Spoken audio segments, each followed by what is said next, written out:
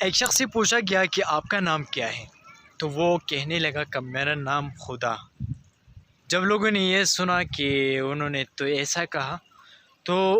لوگ اس کو مارنے لگے، اور اس طرح مارے، اس طرح پیٹے کہ وہ آ کے گر پڑے، اور اس طرح گر پڑا کہ وہ بے ہوش ہونے لگے۔ جب ہوش میں آیا تو پھر لوگوں نے سوال کیا، اچھا ابھی بتاؤ کیا نام ہے آپ کا؟ تو وہ کہنے لگا کہ او خدا کی بندو، میرا نام تو خدا بخش ہے۔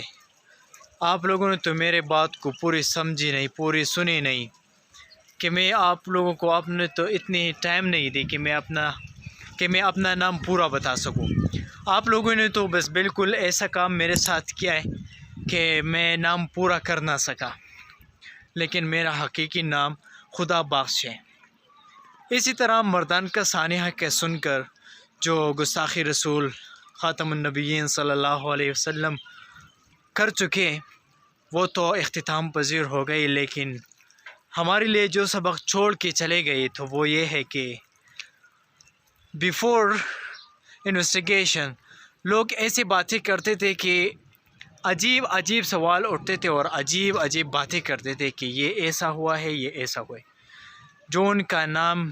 نگار عالم ہے، وہ بظاہر تو لگتا ایک عالم ہے، لیکن لوگ کہتے ہیں کہ نہیں، وہ ایک عالم نہیں تھا، بلکہ انہوں نے صرف اپنے آپ کو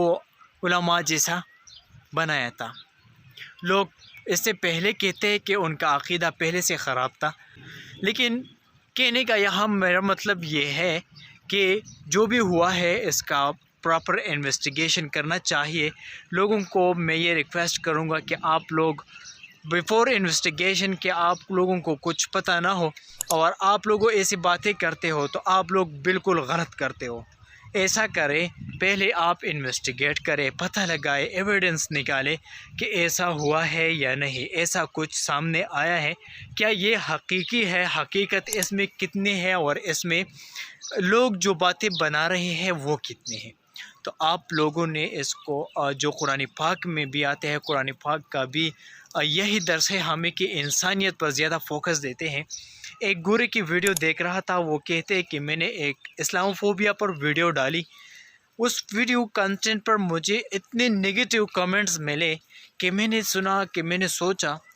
کہ انبلیویبل، یہ لوگ کیا کہتے ہیں مجھے، یہ تو بالکل اسلام جو ہے ٹیررسٹ، اور جو بھی مسلم ہیں وہ سارے ٹیررسٹ ہیں۔ لیکن جب میں نے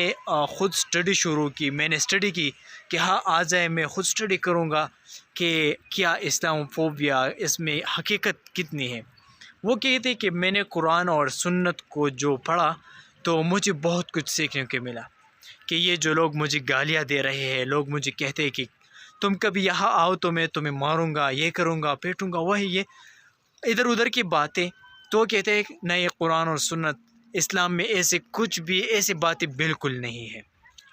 تو میرا کہنے کا مطلب ہے کہ ہمارا دین ہمیں یہ نہیں سکھاتی کہ ہم کسی کے اوپر الزام لگائے، کسی کے اوپر باتیں کریں۔ اور مردان میں جو سانحہ ہوا ہے اس کا بالکل ہمیں افسوس ہے۔ جو جلسے میں ہوا ہے وہ تو نہ عمران خان صاحب کا نام لے رہے ہیں، بلکہ وہ جو ایک لوکل ناظم ہے ان کے بارے میں باتیں کرتے ہیں کہ ہاں یہ شخص جو ہے پلا نعوذ باللہ جو بھی باتیں کرتے ہیں آپ لوگوں نے سنے ہوں گے۔ وہاں پر جو لوگ موجود تھے تو اس سے یہ سبق ہمیں ملتا ہے کہ ہم لوگ تو جاگ چکے ہیں،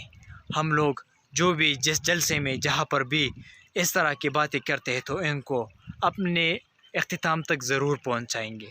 اور جو بھی حق اور سچ کی بات ہوگی ہم ان کے ساتھ کھڑے رہیں گے اور ان کی پرچار کریں گے اور دین و اسلام پر ہم عمل کریں گے۔